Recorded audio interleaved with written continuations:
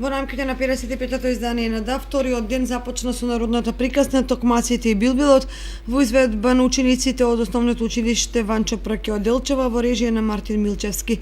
Поконкретно за представата од изјавата на режисерот Милчевски.